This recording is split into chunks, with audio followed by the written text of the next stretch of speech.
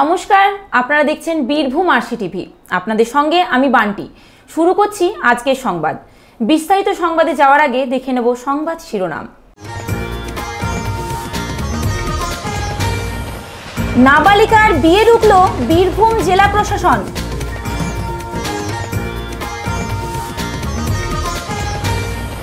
শতাব্দী রায়ের প্রচারে দেওয়াল লিখন দুবরাজপুরে।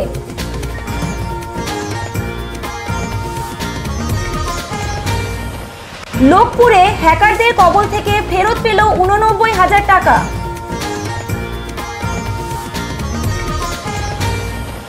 পরীক্ষা শুরু হওয়ার আগে অসুস্থ হয়ে পড়ল এক পরীক্ষার্থী।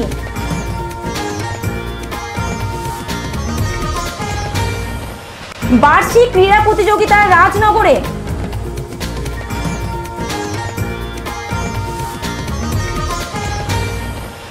এবার সংবাদ বিস্তারিত। আজ সিউড়ি থানার খোসনাতর গ্রামে 10ম শ্রেণীর এক ছাত্রীর বিয়ে রুখল জেলা প্রশাসন ও চাইল্ড লাইন। অর্থনৈতিকভাবে পিছিয়ে থাকা পরিবারকে নগদ সহায়তার মাধ্যমে মেয়েদের জীবন ও অবস্থার উন্নয়নে পশ্চিমবঙ্গ সরকার এক মহৎ উদ্যোগ নিয়েছে, যা হলো কন্যাশ্রী, যাতে অর্থনৈতিক সমস্যার কারণে কোনো পরিবার 18 বছরের আগে তাদের কন্যা সন্তানের বিয়ের ব্যবস্থা না করেন। রাজ্য সরকারের এত প্রচার সত্ত্বেও কিভাবে সাধারণ মানুষ তাদের নাবালিকা কন্যাদের বিয়ে দিচ্ছেন? আজ সিউড়ি থানার খোসনাতর গ্রামের 10ম শ্রেণীর এক নাবালিকা ছাত্রীর বিয়ে হচ্ছিল নদিয়া জেলার শান্তিপুরের এক যুবকের সাথে।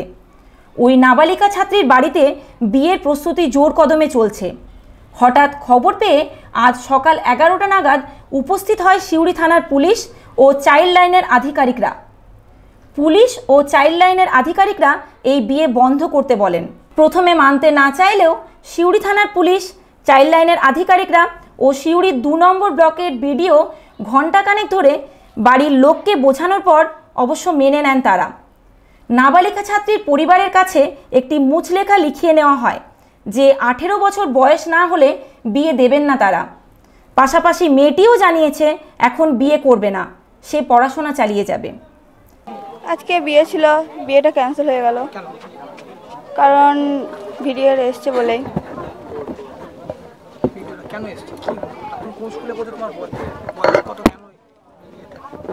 আমার বয়স হচ্ছে 17 আর আমি আরডি স্কুলে পড়ি, আর এই বছর ট্রেনে উঠলাম। আজকে আমার বিয়ে ছিল, তো বিয়েটা ক্যান্সেল হয়ে গেল। এখন তো খবর হয়নি, এখন যা পরামর্শ করবে তারপর বলতে পারবো কি হবে। তোমার বয়স 17। বিয়ের বয়স হয়নি? না। তুমি জানো না যে এখন 18 বছর না হলে বিয়ে করতে নেই? জানতে? জানতাম, তাই আমি নিজের ইচ্ছাতে করছি, তো তার জন্য এত গ্রাহ্য করিনি। এখন কি করবে? এখন দেখি কি করব। তুমি এখন কি বিয়ে করবে? 18 বছর হলে বিয়ে করবে? 18 বছর হলেই বিয়েটা করব। কোথায় বিয়ে হচ্ছে তোমার? বিয়ে হচ্ছে শান্তিপুর, কাটোয়ার ওইদিকে। কি নাম তোমার? সুস্মিতা। আমরা থানা থেকেই জানতে পেরেছি যে এখানে 18 বছরের নিচে একটা মেয়ের বিয়ে হচ্ছিল, সেটাই আমরা এসে তারপরে বন্ধ করি। কথাটা বলে ওদেরকে বোঝানো হয় এবং মুচলেখা নেওয়া হয় এবং ওটার মেয়েটির যা যাবতীয় ডকুমেন্ট আছে নিয়ে যাই আমরা। এখন হ্যাঁ, না, ওরা বলেছে যে আমরা এখন বিয়ে দেবো না, 18 বছর পর। ওনার কাকা বা যাবতীয় যারা আছে তারা বলেছে এখন বিয়ে দেবো না, 18 বছর পরই বিয়ে দেবো। তবুও এরা করছে কেন সেটা তো বুঝতে পারছি না। আমরা তো স্কুল লেভেল বা ইয়েতে প্রচার করে যাচ্ছি যে যাতে 18 বছরের নিচে আগে না বিয়ে দেয় বা বিয়ে না করে মেয়েরা। এ বাচ্চা তোরা ও দাদা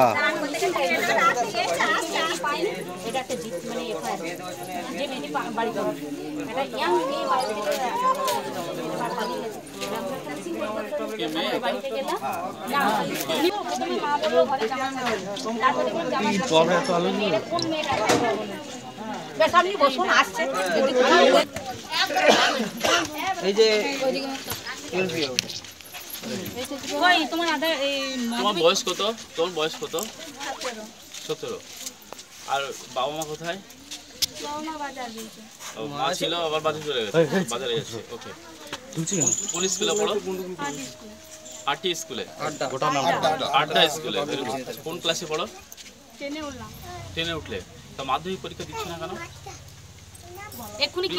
বিয়ে করেছি তো তার জন্যই দিয়েছিল। আচ্ছা, তুমি ভালোবাসা তো করেছো, কোনো অবজেকশন নেই, কারণ ওদের অবজেকশন। কিন্তু আমাদের যে গভর্নমেন্টের একটা নিয়ম আছে যে 18 বছরের পরে মেয়ের বিয়ে দিতে হয়, 21 বছরের পরে ছেলের বিয়ে দিতে হয়। এটাই কিন্তু জোর করে কাউকে চাপিয়ে দেওয়া হয়নি। এটা হচ্ছে আমাদের একটা মেডিকেল একটা ব্যাপার আছে। চিকিৎসা শাস্ত্রের ডাক্তাররা বলেছে যে এর আগে যদি বিয়ে দেওয়া হয় তাহলে তার শারীরিকভাবে সে পুষ্ট হয় না, ঠিক আছে? এবার তুমি এই যে কম বয়সে বিয়ে হয়ে যাবে, এতে তোমার বিভিন্ন রকম শারীরিক সমস্যা তৈরি হবে, বুঝতে পারছো? এই জন্য তোমাদের ভালোর জন্যই করা হচ্ছে। এবার এইগুলো বলার পরও দেখা যাচ্ছে যে গার্জেনরা বলছে যে আমরা গরিব মানুষ, আমরা চালাতে পারছি না, এই জন্য বিয়ে দিয়ে দিচ্ছি, ঠিক আছে? এই জন্য আমাদের পশ্চিমবঙ্গ সরকারের তরফ থেকে কিন্তু বিভিন্ন তোমাদের স্কিমের আন্ডারে আনা হয়েছে। প্রত্যেক বছরে তোমরা পাও 1000 টাকা করে, পাও কি না? K1, এবার হচ্ছে K2তে তোমরা যখন 18 বছর হয়ে যাবে অ্যাপ্লাই করবে, তখনই কিন্তু তোমার 25,000 টাকা পাবে। তারপর বিয়ে হয়ে গেলে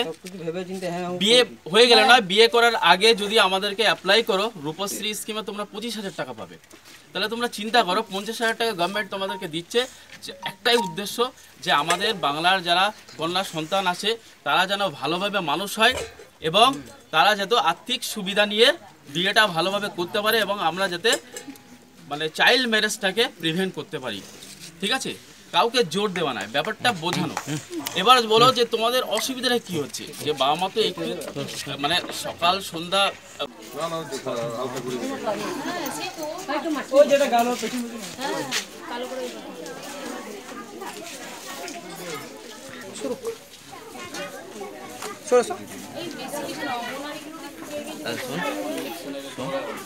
পার্থ দাসের রিপোর্ট, বীরভূম আরসিটিভি, সিউড়ি। আসন্ন লোকসভা নির্বাচনে তৃণমূল কংগ্রেসের প্রার্থী তালিকা ঘোষিত হতেই জোর কদমে দেওয়াল লিখন থেকে শুরু করে মিটিং মিছিলে ময়দানে নেমে পড়েছে তৃণমূল কংগ্রেস। আজ দুবরাজপুর শহর তৃণমূল কংগ্রেসের পক্ষ থেকে বীরভূম লোকসভা কেন্দ্রের প্রার্থী শতাব্দী রায়ের হয়ে দেওয়াল লিখনের রং তুলি হাতে নিয়ে দেখা গেল মহিলা ও অন্যান্য কর্মী সমর্থকদের। দুবরাজপুর শহর তৃণমূল কংগ্রেস সভাপতি প্রভাত চ্যাটার্জি বলেন, মমতা বন্দ্যোপাধ্যায় প্রার্থী ঘোষণা করার পর থেকেই আমরা নিজেদের উদ্যোগে দেওয়াল লিখন, পোস্টার এবং মিছিলের মধ্যে দিয়ে শতাব্দী রায়কে ব্যাপক ভোটে পুনর্নির্বাচনের আবেদন জানাচ্ছি। মমতা বন্দ্যোপাধ্যায় ক্যান্ডিডেট ঘোষণা করার পর থেকেই আমরা নিজেরা প্রস্তুতি নিয়ে নেমে পড়েছি এবং দেওয়াল লেখন, পোস্টার এবং মিছিলের মধ্যে দিয়ে আমরা শতাব্দী রায়কে ব্যাপক ভোটে পুনর্নির্বাচিত করার জন্য আবেদন জানাচ্ছি। দুবরাজপুর শহর তৃণমূল কংগ্রেস পুরোদমে নির্বাচনী প্রচার শুরু করে দিয়েছে। লালটু মুখার্জি রিপোর্ট, বীরভূম আরসিটিভি, দুবরাজপুর। লোকপুর থানার ভাড্ডি গ্রামের বাসিন্দা নারায়ণ কর্মকার ওটিপি বলে দেওয়ায় খোয়া যাওয়া 89,000 টাকা পুলিশি তৎপরতায় হ্যাকারদের কবল থেকে ফিরে পেলেন।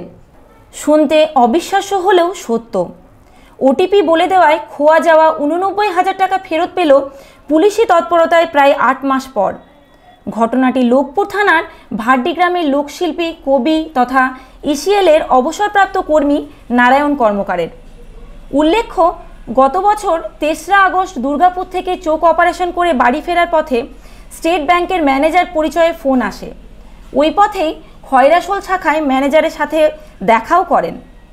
বাড়ি ফেরার মুহূর্তে আবার ম্যানেজার পরিচয়ে ফোন আসে এবং এটিএম সহ ওটিপি নম্বর জানতে চান। কয়েক মুহূর্ত আগে ম্যানেজারের সাথে দেখা সাক্ষাৎ, সেই ছবি তখনও বর্তমান চোখের সামনে। তাই সরল মনে বাড়িতে ঢুকেই চোখের অসুবিধা সত্ত্বেও নম্বরগুলি জানিয়ে দেন। শুরু হয়ে যায় টাকার তোলার খেলা। আসতে থাকে মেসেজের পর মেসেজ। পরদিন অসুস্থ অবস্থায় খয়রাশোল ব্যাংকে গিয়ে জানতে পারেন নারায়ণবাবু হ্যাকারদের কবলে পড়েছেন। ততক্ষণে কয়েক দফায় 89,000 টাকা তুলে নিয়েছে হ্যাকাররা। সেই অবস্থায় লোকপুর থানার ওসি নীলোৎপল মিশ্রর কাছে লিখিতভাবে অভিযোগ দায়ের করেন। ওসির বিচক্ষণতায় এবং জেলা পুলিশের তৎপরতায় সপ্তাহের মধ্যে ওই হ্যাকারদের পাকড়াও করা হয় এবং 19,000 টাকা অ্যাকাউন্টে ট্রান্সফার করে।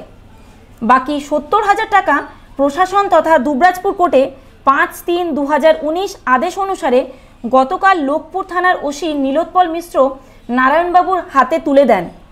টাকা ফেরত পেয়ে নারায়ণবাবু তাঁর প্রতিক্রিয়া জানান। লোকপুর থানার ওসি সহ জেলা পুলিশের তৎপরতায় খোয়া যাওয়া টাকা পেয়ে প্রশাসনের প্রতি কৃতজ্ঞতা প্রকাশ করেন। আমি প্রথমেই যাদের কথা বলবো তারা হলেন আমাদের প্রশাসন, যারা সমাজ ব্যবস্থা, যারা সবকিছু হাতে করে মানুষের সুখ দুঃখের অধিকারী হয়ে ঘুরে বেড়াচ্ছে। আমাদের এই বাংলায়, আমাদের এই বীরভূমে। আমি তাদের কথা প্রথমেই বলবো যে তারা যেভাবে আমাদের এই কাজগুলো করছেন তাদেরকে অজস্র ধন্যবাদ আমার মতো মানুষের। এখন কথা হচ্ছে যে গত 3-8 তারিখে এই ঘটনাটি ঘটে। সেই দিনই একটা ফোন আসে, আমার চোখের অবস্থা খারাপ ছিল, আমি চোখে দেখতে পেয়েছিলাম না। তা সেই সময় বলছিল যে এই আপনার ব্যাংক থেকে আমরা বলছি আপনারা এই এটিএম কার্ডের নাম্বার দুটো বলুন। আমি বললাম আমি বলতে পারবো না এখন, কারণ আমার চোখের অবস্থা খুব খারাপ, আমি গাড়িতে আছি, আমাকে এখন বাড়ি যেতে হবে, আর আমি ওসব বলে কিছু পারবো না। বলছে ঠিক আছে আপনি তাহলে ব্যাংকে একবার আসুন। আমি ব্যাংকে আমি কি করে যাবো? ঠিক আছে দেখছি আমি ব্যাংকে যাচ্ছি। এবারে আমি ওখান থেকে ঘুরে ব্যাংকে গেলাম, ম্যানেজার স্যারকে বললাম যে স্যার আপনি আমাকে ফোন করেছিলেন। বলছে আপনাকে ফোন কই? ও আচ্ছা আচ্ছা আচ্ছা আচ্ছা দেখুন তো আপনি কি কোনো লোন নেবেন? আমি বললাম না স্যার লোন তো আমি নেবো না, লোন নিয়ে কি করবো? বলছি ঠিক আছে তাহলে যা করুন করুন। আমরা কিছুই না, আমি চললাম। আমার দেখছেন না চোখের অবস্থা খুব খারাপ। তখন ওখানে একটা মেয়ে ছিল বসেছিল, তার হাতে একটা মোবাইল ফোন ছিল বিশাল বড়। তারপরে আমি বললাম যে তাহলে আমি আসছি স্যার। বলে হ্যাঁ আমি চলে এলাম। তারপর আমি বাড়ি ঢুকতে আবার ফোন বলছে শুনুন আমি ব্যাংক থেকে বলছি, আপনার এটিএম কার্ডের উপরে নাম্বার দুটো বলুন। আমি বলি এটা আবার কি ঝামেলা করছেন? আমি তো চোখে দেখতেই পেলাম না।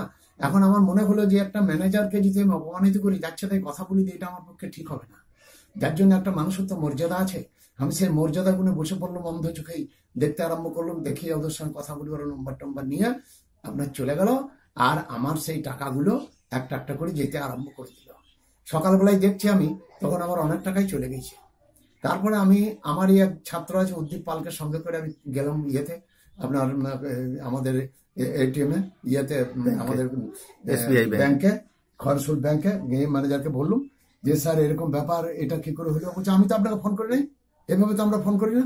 কে করলো? আপনি যান ইয়েতে যান, থানাতে যান। আমি খরসুল থানায় গেলাম। খরসুল থানা বললো যে আপনি লোকপুর থানার লোক, আপনি লোকপুরে যান। খরসুল থানা থেকে ফোন করে দিলেন ওখানে, আমরা এখানে চলে এলাম। আমি যাওয়ার সাথে সাথে ওনারা সমস্ত কিছু আমার নিয়ে নিল। আমার মোবাইলে কত নাম্বার, কত টাকা তুলেছে, কি কি সমস্ত কিছু নিলেন। তারপর সবকিছু নিয়ে বললেন ঠিক আছে আমরা দেখছি কি করা যায়, আপনি এখন যান। তারপর সবকিছু ব্যবস্থা করে আমি চলে এলাম। তার পরের দিনে সন্ধ্যাবেলায় নয় সেই রাত 9:30 ব্যবস্থা করে আমাকে 19,000 টাকা দেওয়া করলো, আমার অ্যাকাউন্টে জমা হয়ে গেল।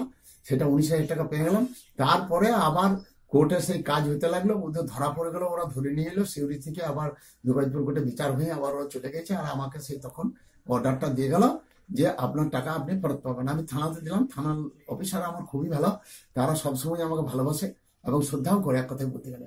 তো সেই সব অফিসাররা আমার তখন সেই সমস্ত কাগজপত্র নিয়ে বললেন অর্ডারটা করাই নিয়ে আসুন, অর্ডারটা হলে পয়সাটা পেয়ে যাবেন। অর্ডারটা চলে এলো, অর্ডারটা নিয়ে আমি কোর্ট থেকে অর্ডার নিয়ে থানাতে দিলাম। থানাতে দিয়ে আপনার ওরা সব টাকা পয়সার ব্যবস্থা করে দিল, বলে টাকা সব আপনার জমা। এই 13 তারিখে গেলাম। 13 তারিখে যে পরে বললাম, বড়বাবু ফোন করে বলে দিলেন যে টাকাটা দিয়ে দেন। সঙ্গে সঙ্গে সইটই করে আমাকে টাকাটা দিয়ে দিলেন। আমি টাকাটা পেয়ে গেছি, সমস্ত টাকা আমি বর্তমানে পেয়ে গেলাম। বর্তমান শাসন ব্যবস্থার উপরে যারা মানুষ, তারা যে কাজ করছে তাদের প্রতি আমার খুবই শ্রদ্ধা এবং আমার অভিনন্দন তাদের প্রতি এবং শ্রদ্ধা তাদের প্রতি। তবে আমি একটা কথাই বলবো, আজকে বিজ্ঞানের যুগে ছেলেপিলেরা সব অনেক পড়াশুনো করে বিখ্যাত হয়ে গেছে, অথচ সেই বিজ্ঞানকে সাক্ষী রেখে কাজে লাগিয়ে এই মানুষের অন্যায় করাটা যেন বন্ধ হয়। শেখ রিয়াজউদ্দিনের report, Birbhum RC TV, Lokpur. নিয়ে নিচ্ছি ছোট্ট একটা বিরতি, সঙ্গে থাকুন। আপনি কি স্বপ্ন দেখছেন নতুন বাড়ি তৈরি করার, কিন্তু বুঝে উঠতে পারছেন না ঠিক কোথায় গেলে সঠিক জিনিসের সন্ধান পেতে পারেন? আপনার স্বপ্নের ছবিতে রং ভরে দিতে সাথে আছি আমরা, Tewari home decor. Tewari home decor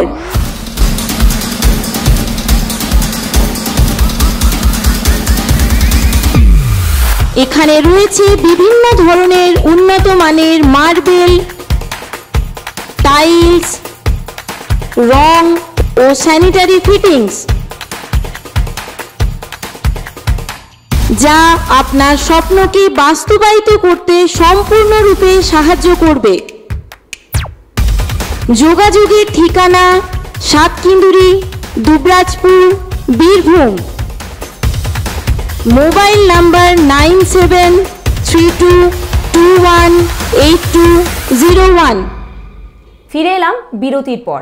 আজ সাঁইথিয়া উচ্চ বিদ্যালয়ে পরীক্ষিত দলুই নামে এক উচ্চ মাধ্যমিক পরীক্ষার্থী পরীক্ষা দেওয়ার আগে অসুস্থ হয়ে পড়ে। উল্লেখ্য, সাঁইথিয়া থানার অন্তর্গত জিউই তরঙ্গিনী হাই স্কুলের ছাত্র পরীক্ষিত দলুইয়ের সিট পড়েছিল সাঁইথিয়া উচ্চ বিদ্যালয়ে। আজ ছিল তার ভূগোল পরীক্ষা। জানা যায় পরীক্ষা শুরুর আগে একটি দোকান থেকে লম্বু কিনে খেয়েছিল পরীক্ষিত। তারপর পরীক্ষা কেন্দ্রে যাওয়ার কিছুক্ষণ পরেই অসুস্থ বোধ করতে থাকে এবং মাটিতে লুটিয়ে পড়ে যায়। তড়িঘড়ি সাঁইথিয়া উচ্চ বিদ্যালয়ের শিক্ষক মুকলেশুর রহমান সহ কয়েকজন শিক্ষক ওই ছাত্রকে সাঁইথিয়া স্টেট জেনারেল হাসপাতালে ভর্তি করান। সমস্যা হচ্ছে হ্যাঁ, তুমি পরীক্ষা দিতে বসেছিলে?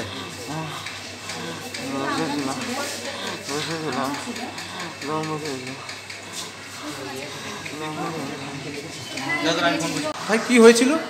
ও বাড়ি থেকে আসার পরে বাস থেকে নেমে কিছু খিদে লেগেছিল, দিয়ে ও একটা দোকানে গিয়ে একটা লম্বু কিনেছিল। এবার লম্বুটা খাচ্ছিল, দিয়ে বলছিল যে লম্বুটা ভালো না খুব একটা, দিয়ে তবু খেয়েছিল।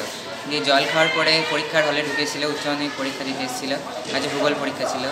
দিয়ে সেখানে থাকতে থাকতে যখন কোশ্চেন দিতে লাগে তখন সে মানে বেঞ্চের উপরে শুয়ে ছটফট করতে লাগে এবং প্রচণ্ডভাবে চিৎকার করে এবং সে মাথাতে জল দেয় এবং সেখানে জল দেওয়ার পরে তার ঠিক জল দিল এবং জল দেওয়ার পরে সেখানে থাকার পরে হসপিটালে নিয়ে আসা হলো এবং হসপিটালে ডাক্তারে স্লাইন অক্সিজেন সবই দিল এবং দিয়ে বললো দেখা যাক কী হয়। তো থাকলো, কিন্তু এখনও পর্যন্ত 3 ঘন্টা 3.5 ঘন্টা হয়ে গেল, পরীক্ষার টাইম পেরিয়ে গেল, এখনও পর্যন্ত মানে ঠিক হলো না। এবার এখন ডাক্তারে সিউড়ি নিয়ে যাওয়ার কথা বলছে, সিউড়ি চালানো। আচ্ছা, কোন স্কুলে পড়াশোনা করতে? জিওতরঙ্গিনী হাই স্কুল। আচ্ছা, কি পরীক্ষা ছিল আজকে? জিওগ্রাফি পরীক্ষা। যে অসুস্থ হয়েছে তার কি নাম? পরীক্ষিত দলু। আর তোমার কি নাম? আমার নাম রক্ষাকর সাহা। একসময় পরীক্ষা দিচ্ছিলে? না, আমি ওর থেকে 1 বছরের বড়, আমি দাদা হই। ভাই কি হয়েছিল? ওর প্রথমে বললে ও কিছু খেয়ে আসেনি সকাল থেকে, দিয়ে বাসে ফিরে এসেছি, তারপরে এখানে বললে একটা লম্বু কিনি বা কিছু কিনি, ওখানে দুটো দোকানে খুললে কিন্তু পেলে না, দিয়ে ওই একটা দোকানে কিনলে। ওখানে কি কিনেছিল? লম্বু কিনেছিল। আচ্ছা, তারপর? দিয়ে ও লম্বুটা খেয়েছিল, দিয়ে বলছিল কীরকম গন্ধ হচ্ছে, লম্বুটা ভালো নয়। দিয়ে বললে দেখ, আমি বললাম দেখ খাবি তো খান, হইলে আর একটু বিস্কুট কিনে নেয়। দিয়ে ও বলছে না এটা খেলে, দিয়ে খেলো। দিয়ে আমরা ওই গেল পরীক্ষার জল খেলে, যে তার পরীক্ষা শুরু যখন হবে তার আগে ঠিক ছিল, যেই শুরু হচ্ছিলো তখন ও কোশ্চেনও পায় নাই, তার আগে স্যাররা ঢুকে যাওয়ার সঙ্গে সঙ্গে ওর এই অবস্থা। কি অসুবিধা কি হচ্ছিল? ওর অসুবিধা শুয়ে পড়েছিল একবার, এরকম চেয়ার বেঞ্চের ওপরে একবার শুয়ে পড়েছিল, যে লাফাইতে লেগেছিল। দিয়ে ওকে মাথায় জল ঢালা হলো, আরও 4 জনা ছিল, ওদিকে আবার পরীক্ষার সময় এক্সট্রা টাইম দেওয়া হলো। আচ্ছা, আজকে কিসের জন্য এসেছিল? ও পরীক্ষা দিতে। কিসের পরীক্ষা? উচ্চ মাধ্যমিক পরীক্ষা। কি পরীক্ষা ছিল আজকে? ভূগোল পরীক্ষা ছিল, কিন্তু পারলো না, দিতেই পারেনি, কিছুই লিখতে পারেনি, কোশ্চেনই পায়নি। বাইরে কিছু কিনে খেয়েছিল, তারপর থেকে অসুস্থ? হ্যাঁ, অসুস্থ। তারপর তোমরা কোথায় নিয়ে এলে? তারপরে আমরা হসপিটালে নিয়ে এলাম। কি বললো ডাক্তার? দেখে কি বলছে? ডাক্তার দেখেছি, কি বলছিল সেটা তো বলতে পারবো না। আমি পরীক্ষা দিচ্ছিলাম, আমার আর একটা বন্ধু নিয়ে এলো। আচ্ছা, কি নাম ওর? ওর নাম পরীক্ষিত দলুই। কোথায় বাড়ি? বাড়ি জিউই। কোন স্কুলে পড়েছে? জিওতরঙ্গিনী হাই স্কুল। তোমার কি নাম? আমার নাম তুহিন মণ্ডল।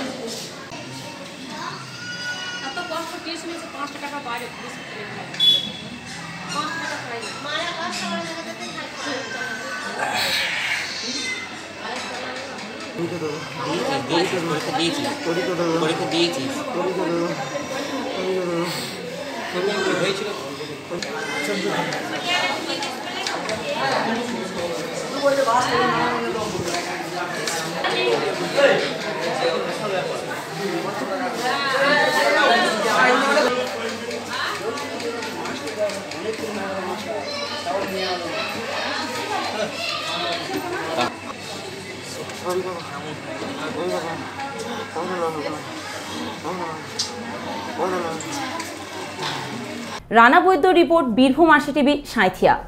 আজ রাজনগর ব্লকের গোবরায় ইংরেজি মাধ্যম কোয়েট সরকারি স্কুল রাজনগর গভর্নমেন্ট মডেল স্কুলের বার্ষিক ক্রীড়া প্রতিযোগিতা আয়োজিত হলো স্কুলের নিজস্ব ময়দানে।